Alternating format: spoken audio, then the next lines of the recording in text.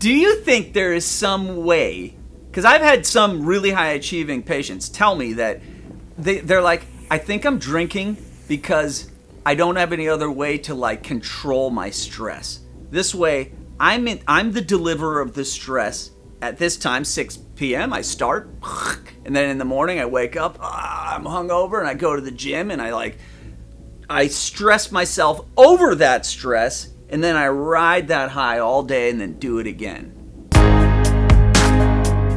Warning, this podcast is for entertainment only and not intended for medical purposes. Okay, so let's say you're in a period of you're not using cold turkey, no alcohol. Yeah. And then, so try to take sort of like a snapshot of your general state of consciousness and worldview in that mode. And then, let's say at some point you're like, fuck it, I'm going to have a drink. And you have a drink or two. Yeah. And now take a snapshot of that dude's state of consciousness and worldview. Yeah. Right? They're kind of different dudes. Oh, yeah. Can you articulate what the difference is between their two state of consciousness and worldviews and attitudes? Oh my God, it's so different. That Sapir asked me that just the other day. He's like, how are you this guy? And then every once in a while, I'll talk to you, and then you're drinking, and you're a totally different guy. Everything right, but Sapir's talking about the guy who's had 20 drinks. How about just after one drink? Yeah, after one drink, I'm not that different. It's something has happened way before I even had the drink. Because when I'm this self, like right now, where I'm far away from any drinks, I have a vision, and I'm really good at just working towards what it is that's in front of me. Right, totally. Right? Yep. And so, but then at some point, the truth is, what I'm working on isn't exactly what this whole self needs. And so, like, for example, living here in Virginia has been weird because I haven't surrounded myself with a crew of dudes that does stuff that I think is inspiring. And so I've recently kind of met a few people, like a rock climbing dude and some kind of like a fitness coach dude. Actually, I have another fitness coach buddy, and then like a full-on yoga guru buddy. So I got like 4 dudes in my life now, compared to like previously where I was just kind of like, everyone here is like these worker loser guys, and I don't want to hang out with them, right? Yeah. And so that, like, pushing that away, I really put myself in, like, my recent incarnations as one of those guys who had somehow become too Sigma and too rogue and too just alienating myself for my own silly reasons. And I imagine everyone else who has done this is doing it for their own silly reasons. I doubt anyone is just like, oh, I don't know how this has happened. I'm sure they have a very elaborate story of why they are behaving that way. Yep. Right? So like, just that one component, including, like, also just what am I doing in my own career, right? Because as I've really stabilized with my career, and some people would just think, like, oh, that's fantastic. You just stay like that and then retire one day. But for me, as soon as I stabilize, there's something in my consciousness that is like, oh, you're stable? Good, build another house. Yep. Like, you've built 3 floors. Now build a 4-story house. Totally. I think that's natural. Yeah, and so I'm stable, and I'm like, what will the 4th floor look like? Let's work on that. Totally. And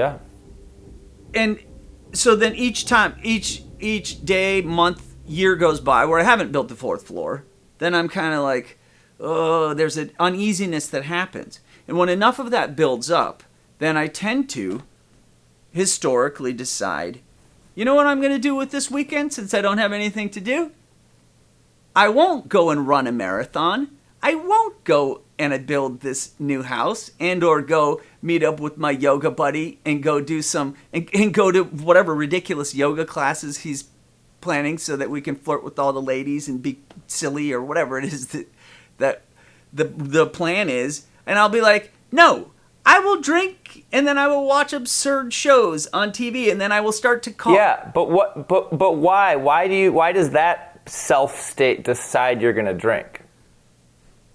Which self state? The dude who decides he's going to drink. Okay, I don't know, but here's my assumption.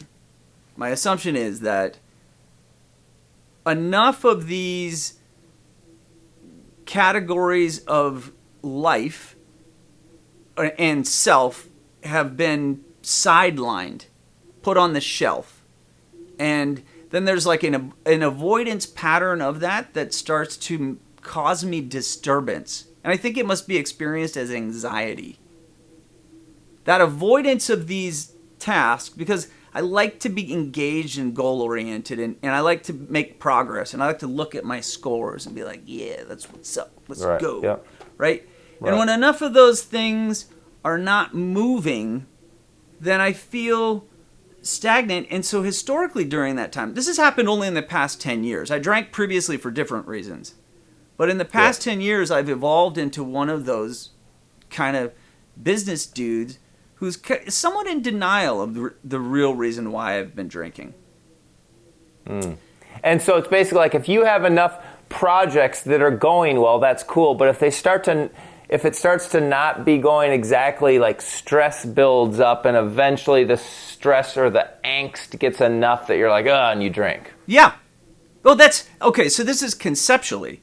Now, neurologically, what is happening is I made it to a certain place, and my whole nervous system is upregulating to a life without alcohol, and there's something very strange where my body wants to reintroduce it, and I can't tell really how that happens neurologically. Like, why would it feel like almost like if you were protein deprived, right? If you lived with some serious nutrient deficiency, which mostly people can't tell, but in this case it kind of feels like I can tell, and then I bet listening to this from the outside it just sounds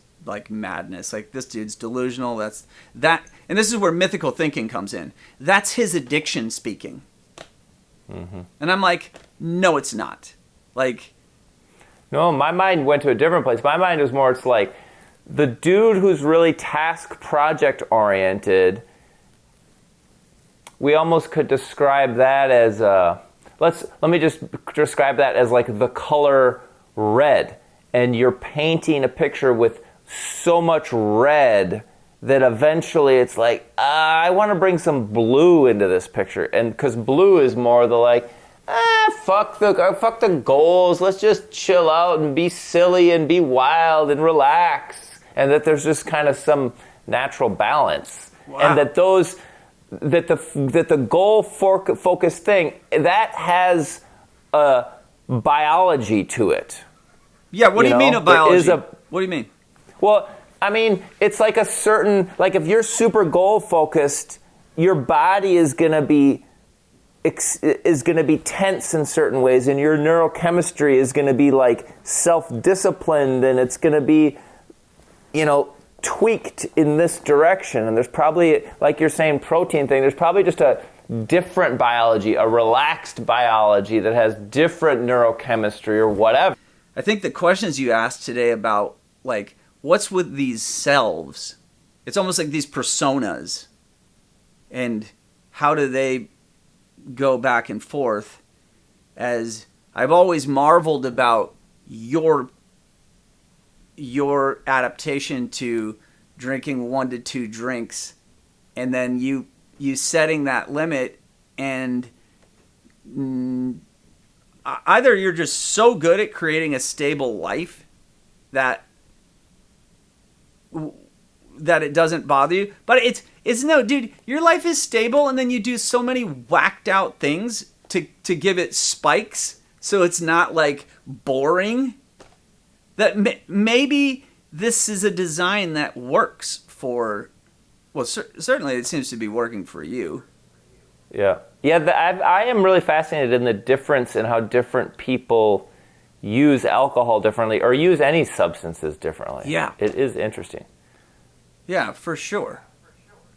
Well, and marijuana is even more intriguing. Like, oh, yeah. Some people are super addicted to marijuana, and it just makes them feel relaxed and silly and smiley and giggly. Yeah.